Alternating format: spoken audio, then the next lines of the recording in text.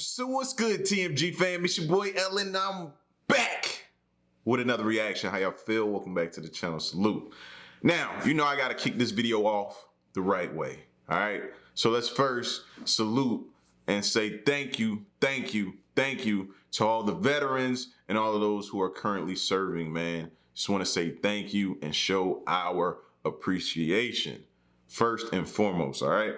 Now, this video here is the most insane military technologies and vehicles in the world. So, you know my motto, if they letting us see it, then they're on to something bigger and better now that we don't even know about.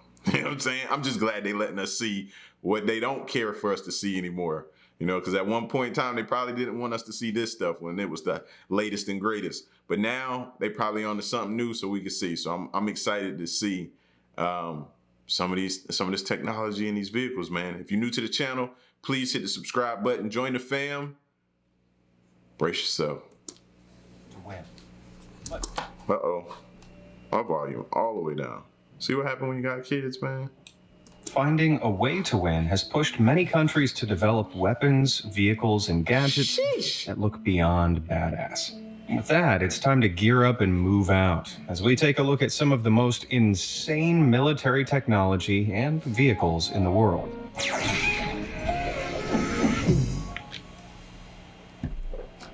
Before we begin, let me give a shout out to this video's sponsor, Conflict of Nations. This amazing military-themed online PvP strategy game is available for free on PC. Gotcha. Now that we're all fired up, shall we begin? Tactical Tech. At 56 inches long, 18 inches tall, and 8 inches wide, this is one pretty big and pretty intimidating gun. Although at just 16 pounds, it isn't loaded with bullets. It's loaded with batteries, 14.4 volt lithium batteries to be precise. This is the Drone Gun Tactical from Drone Shield, a counter-drone weapon used by military units all over the world. In recent years, drones, both military and commercial, have started posing huge security risks to almost every country on the map. Like in 2018, when the president of Venezuela narrowly survived an attack by 2 drones carrying explosives in an apparent assassination attempt. Drone Gun Tactical was designed to help eliminate that threat. Using radio frequency jamming to disrupt operator links, it can drop drones over 1.5 miles away. All an operator needs to do is maintain a line of sight and squeeze the trigger. The frequencies immediately block the video signal of the drone and force it to land, or return to its starting point. The guns have been used during high-profile events, such as 2019 South Asia Games. Here, they took down 7 commercial drones, 4 of which were suspiciously lining the flight path of the Philippines president's helicopter, without incident. I'd say this plan crashed and burned, but thanks to the drone gun, it just landed safely and failed. Brilliant bazooka. Now, not all anti-drone weapons rely on frequency jammers. The Skywall 100, designed by British company OpenWorks, is another drone defense solution. Although this one gets more physical with the drones at hand. The shoulder-mounted compressed gas gun weighs in at roughly 22 pounds. But this bazooka ain't packing batteries. Once the smart scope has locked onto the target's range and the trigger is squeezed, it launches a projectile carrying a net. This wraps around the drone and prevents its blades from working. As it drops out of the sky, a tiny parachute attached to the net deploys, ensuring the drones won't plummet to the ground, which would be a big problem in crowded areas. Unlike the drone gun, this means the drone doesn't have a chance to return to its starting point and can be taken away for forensic investigation. The Skywall 100 can also be rapidly reloaded, meaning a single operator can take down multiple targets in a matter of minutes. No wonder they call it a Skywall. Yo, I'm over here geeking right now, fam. Straight up geeking over this stuff. IRL aimbot. Out in the field, military snipers are often faced with some of the most difficult working conditions. If it's windy, dusty, or if their target just won't stay still, it can be impossible to get a good shot. But in 2014, the United States Defense Advanced Research Projects Agency, or DARPA for short, presented snipers with a game changer: self-guided sniper bullets. The Extreme Accuracy Tasked Ordnance Program, aka Exacto, uses specially designed ammunition with a real-time optical guidance system. This directs the bullet to the target by compensating for most of the conditional elements, like wind and poor visibility. It even works if the user barely has any experience with a sniper rifle. You can see that even when the rifle user is untrained, the .50 caliber bullet still hits the target even when it moves. Intriguingly, the test program ended in 2015, and any further developments of the tech have been kept under wraps. But in 2016, Russia came forward with its own version of the smart bullet, claiming it could hit targets more than 6 miles away. And here was me thinking aimbots only existed in video games. Tank boat. Yo. You can usually look at a vehicle and guess pretty accurately what it does. But that might be tricky for this thing. Is it a tank? Is it a boat? A nuclear-powered sandcastle destroyer? Well, it's actually the U.S. Marine Corps' Ultra-Heavy Lift Amphibious Connector, a prototype amphibious vehicle designed to dock almost anywhere. Although this is just a half-scale prototype, the final vehicle is projected to be 84 feet long, 34 feet high, and will be able to carry a... Bro, that's intimidating right there, bro. You see that coming at you, what you doing? Huh? You abandoning ship. You jumping in the water. You swimming with the fishies. Fam! to 190 tons of cargo, or 3 main battle tanks. The tracks are made of captured air foam blocks, which extend like flippers to propel the craft through the water at a top speed of 20 knots, or roughly 23 miles per hour. When this behemoth hits the beach, the foam flattens, transforming into tracks like those on a tank or a bulldozer, only softer. This means it won't just be capable of hitting the beach, it'll also be able to maneuver inland over difficult terrain such as marshes, mud, and will even be able to conquer obstacles 10 feet high. While this incredible concept was unveiled in 2014, there's been no word on its development since. Maybe they're making a stealth version of this thing? Although, seeing how bizarre it looks, I don't think there's any way this thing could drive or...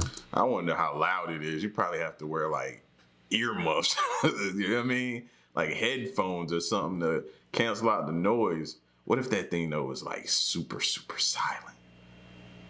swim under the radar.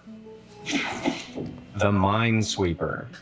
Tanks are arguably the most essential battlefield vehicles when it comes to smashing through enemy lines and allowing infantry to advance. But one of their little-known cousin vehicles, the M1150 Assault Breacher, is just as important. This heavily armored 65-ton combat vehicle is based on the M1 Abrams tank chassis. But unlike a regular tank, this vehicle is equipped with a mine plow and line charges. These are features specially designed to help rid paths and roads of hidden bombs and landmines, so that troops and vehicles can pass through safely. To do this, first, the M1150 uses a line charge. These are rockets that carry a string of explosives up to 500 feet forward, which are then detonated, discharging any mines hidden in the ground. Then the vehicle moves forward with the 15-foot-long mine plow. This lifts and clears any remaining explosives out of the ground, pushing them out to the side and away from the vehicles about to come through. The ski arms reaching out of the front guide different sections of the plow, ensuring it's at a constant depth of 14 inches, so as not to shunt too deeply into the terrain and get the vehicle stuck. With so much specialized equipment, each of these vehicles costs a staggering $3.7 million. And it's worth every penny. If it just does that to the mine, Like, it's worth every penny. Well, I'm sure the military would rather see a sky-high price over a sky-high battalion. Tireless Facts. tires. There's nothing worse than getting a flat tire. But could you imagine getting a flat in the middle of an active war zone? Like changing a tire wasn't hard enough without bullets and shrapnel whipping past your head. Well, thankfully, many military That's a heck of a sales pitch he just gave us, right? In the middle of a war zone. Why are you driving in a war zone? vehicles around the world use run-flat tires, pneumatic tires that have a solid donut-like insert in the middle. This means if the outer tube is punctured, the tire won't go flat or need to be replaced immediately. That's pretty ingenious, but the vehicle can only travel up to 60 or so miles at reduced speed before the run flat wears down. So while it's good, it's not perfect. However, the US military has something in the works that'll do away with tire air pressure entirely. Say hello to the non-pneumatic tire, designed by the aptly named Resilient Technologies. That's gonna put tire companies out of business, ain't it? Using a Like, you only sell that, I guess. If you can sell that, they release the patents for it and you can sell that, or you going out of business. polymeric web in a honeycomb structure between the tread band and the rim, the wheel conforms around objects, similar to an air-filled tire, while being completely puncture resistant. This means vehicles sporting them can handle shrapnel, rough conditions, and difficult terrain without the fear of getting a flat and being left stranded. The Pentagon released the potential of this technology back in 2008 and granted Resilient $18 million in funding in the hopes they'd create a tire the US military could use. But it hasn't been a quick or smooth ride. After more than 12 years of testing, Resilient's tire is still in the prototype phase, but they're moving in the right direction to bring these wheels to the US military en masse. Man, future military vehicles are going to look a whole lot cooler. Corner COPIA. In urban combat, there's nothing riskier than sticking your head out from a corner, like over a wall or around a corner, to try and see where your enemies are. If only there was a way to shoot around corners like this. Well, thanks to an innovative lieutenant colonel from the Israeli Defense Forces, now there is. This is the corner shot. It's a mechanism that mounts a semi-automatic pistol or grenade launcher at the front, which remotely links to a trigger on the back end. This allows the front section to rotate up to 60 degrees left and right around corners, while a digital camera feeds to the user a view of what lies around the bend. This means users can fire the weapon and hit a target up to 650 feet away, all from the safety of complete cover. But it's not the only one of its kind. In 2015, Zen Technologies unveiled the Shoot Edge, which was funded by India's Defense Research and Development Organization. It works on the same premise as the corner shot, but the design allows the front to swivel up to 65 degrees in both directions. Both models provide a device that special forces can use in urban combat environments, such as hostage situations, without putting themselves in unnecessary danger. I don't envy the bad guys who find themselves around the corner from soldiers wielding this thing. See, that's why you gotta have money, bro. You let the wrong ones get you know what I mean, get the upper hand in technology on you, it could be costly. Phaser. As chaotic as war can be, you might be surprised to learn that it actually has a few rules.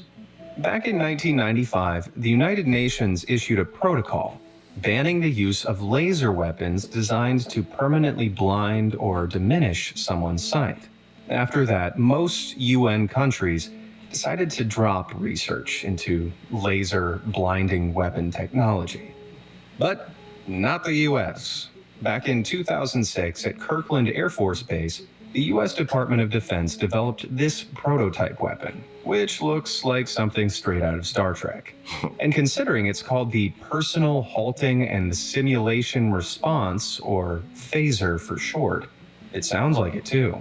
It's a non-lethal laser dazzler which uses both a low-intensity laser and a 2-wavelength laser to temporarily disorient and blind a target. It just about skirts the UN's ruling on laser weapons, although since it was developed in 2006, it hasn't become standard issue. However, in 2021, the US Navy did announce its plans to develop a compact, transportable, high-energy laser weapons system. It's not going to be used on humans, though. It'll be designed to tackle drones and other unmanned aerial vehicles. Considering they're pumping a huge $18.7 million into this development, I wonder what These drones keeping us on our toes, ain't it? they're going to look like. Will they be rifle-sized phasers or weapons small enough to fit in your pocket? What do you think? Let me know down in the comments. The Fire Scout. Now, I'm no aerospace engineer, but if you ask me whether a helicopter needs a windshield the pilot could see through, I'd say yes. Which is why watching this thing take off from a moving platform with its windscreen blacked out seems absolutely insane. Don't worry though, the pilot can see just fine, because he's not actually inside the aircraft. This is the Northrop Grumman MQ-8 Fire Scout series, a completely unmanned helicopter designed to provide reconnaissance, situational awareness, aerial fire support, and precision targeting for ground, air, and sea forces. So they just basically made a helicopter even bigger drone. That's what it is right now. Sheesh. Able to stay in the air for up to 12 hours with a maximum payload capacity of some 700 pounds. It's like a larger and more capable drone. Along with an autonomous flight control system, the converted copter has an integrated series of advanced sensors which generate full motion video in both day and low light conditions. Not only that, but in 2021, they were adapted to deploy ultrasonic sonobuoys into the sea. These little devices use sound energy to detect enemy ships, submarines, and even mines in the water, before sending the data back to the Fire Scout, which is then relayed to a manned unit. This method keeps the pilots and the crew of nearby ships out of harm's way, while providing detailed developments in waters up to 100 miles away. Man, is there anything this machine can't do? Canine vision. While militaries around the world rely heavily on intimidating tech to get the edge on the enemy, many also use something furrier. Service dogs have been used in military operations all over the world since the late 19th century, with jobs ranging from messengers, explosive detection, and attack forces. And as military tech for humans has evolved, it has for the dogs as well, thanks to the French innovation of the Canine Vision System, also known as Rex Specs. These are goggles with an attached collar that contain a specially designed canine camera system. The camera is located at the top of the goggles, which captures everything the dog sees before transmitting the footage wirelessly to a nearby handler. This allows units to assess a situation before sending their soldiers in, while able to keep constant tabs on their faithful hounds. With the mask weighing just 140 grams... I don't know how I felt about that one. It's like, yeah, I want our people protected, but I want the dog protected too, man. Sorry, I'm a dog owner. Don't get mad, I'm a dog owner, I can't help it. The collar, 200 grams, the entire set is so light, it doesn't impair the dog's performance. The device is also waterproof. The camera has infrared abilities, and the goggles include a mounted torch. It even has a radio speaker system to deliver commands to the dog, and potentially any nearby targets. If I had access to one of these, I'd definitely pretend the dog could talk. Get on the ground. Keep your hands where I can see them. All right, now, give me a treat, human. The Ghost Tank. There's something about adding ghost to a name that makes things sound all the more terrifying. Ghost Pepper. Yes. Ghost Light. Ghost Tank. Yes. Hang on, Ghost Tank? That can't be real, right? Well, over in the Swedish military, it very much is.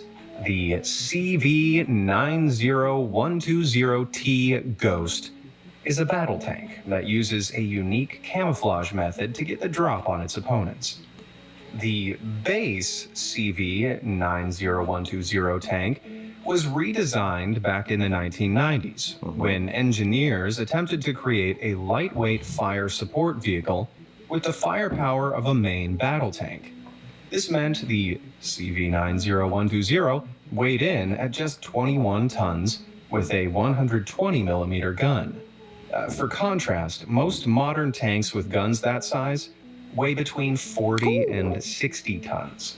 They stripped everything from it, including... So you cut it in half, but kept the same firepower. So I would want to see, mess around that thing, flip it back to the woods when it fires. Its thick armor. So, BAE Systems came up with an ingenious prototype protection to keep the tank safe without adding weight. Adaptive, a thermal camouflage system. Individual modules honeycomb the flanks of the tank, which are made of elements that can be cooled or heated up very quickly, as well as controlled individually via electronic programming.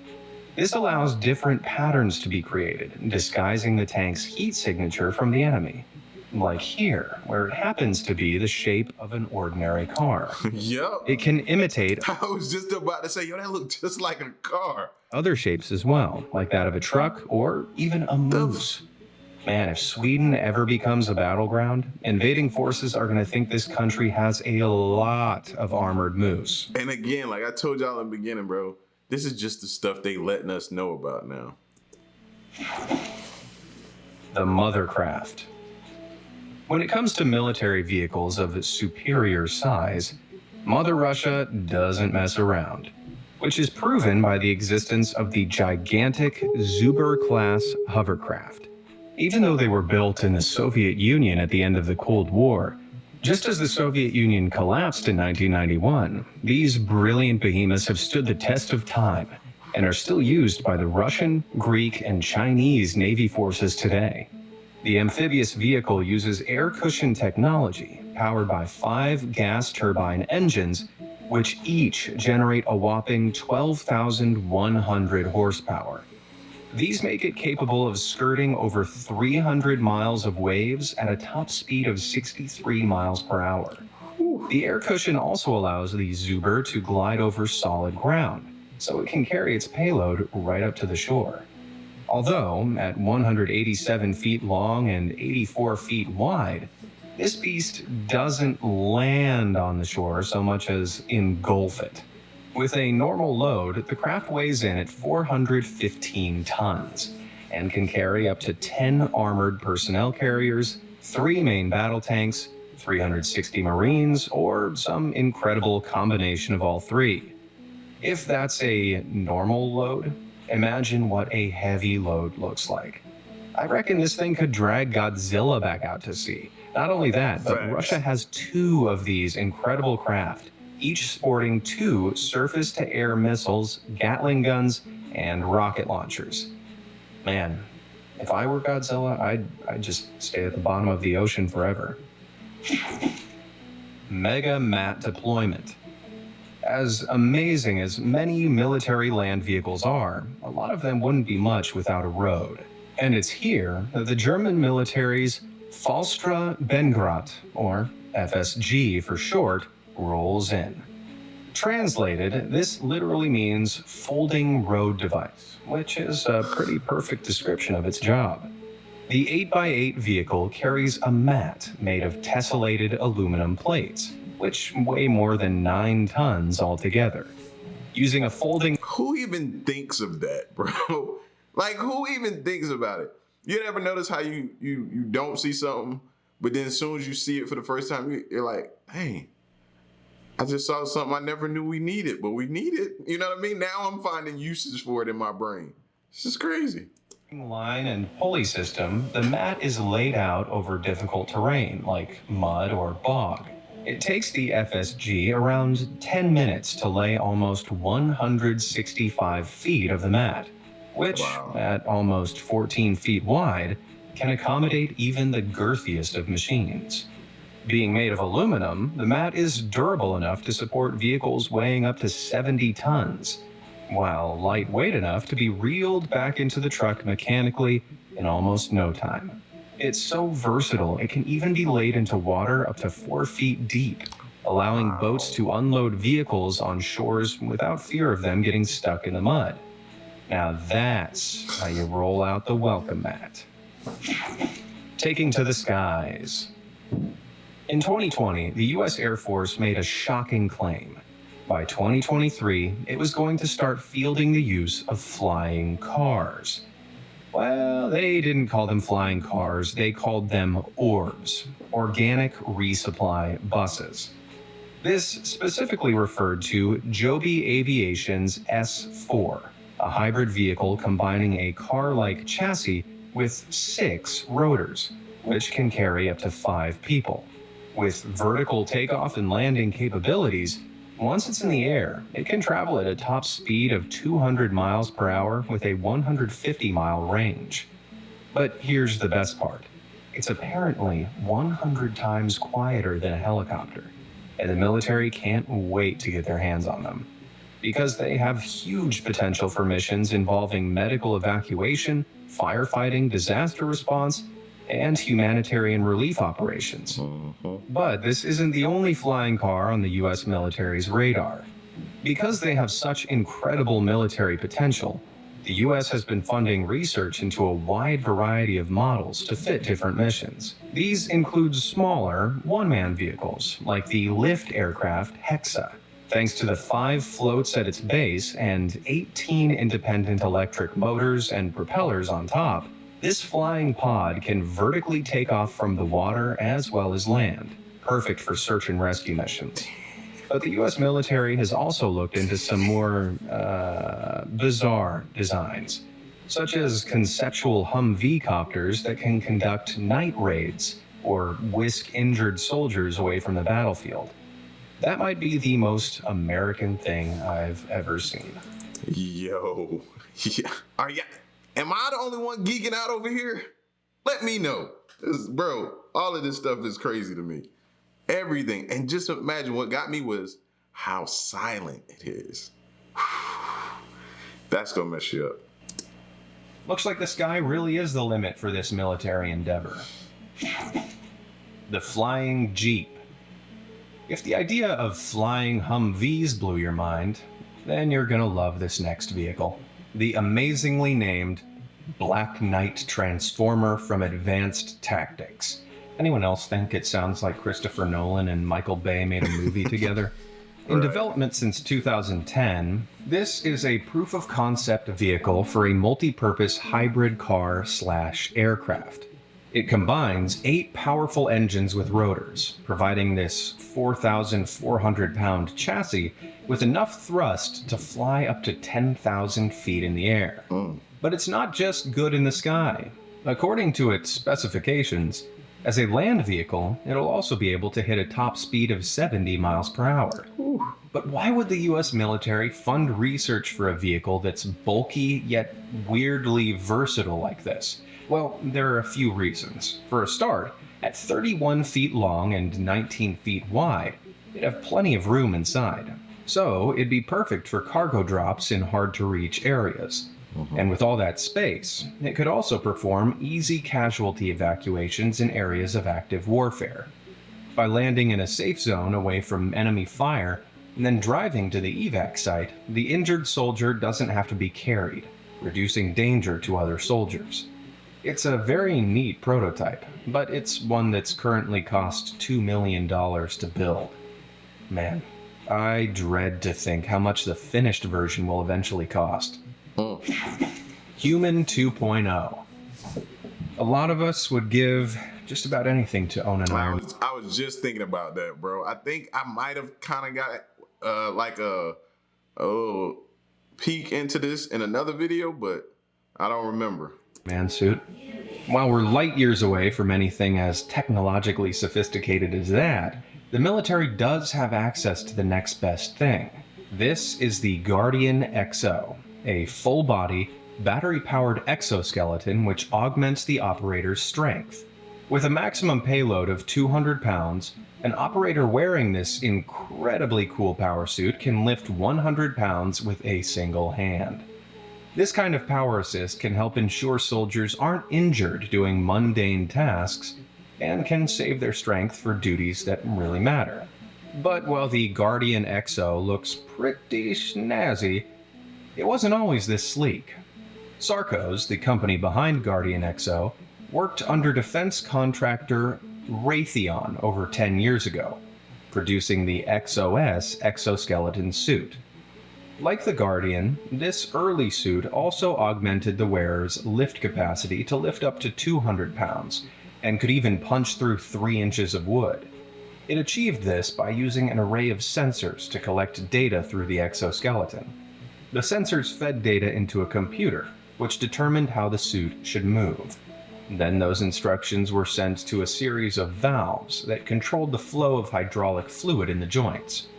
The fluid moved a series of cylinder actuators, which then moved cables attached to them, like tendons pulling on the robotic limbs.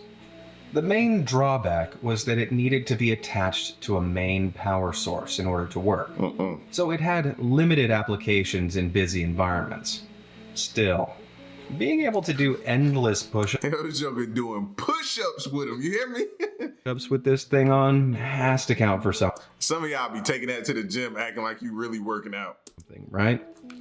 Before I go, I want to say thank you to our sponsor. I can see y'all now in the gym tomorrow. This is a light day.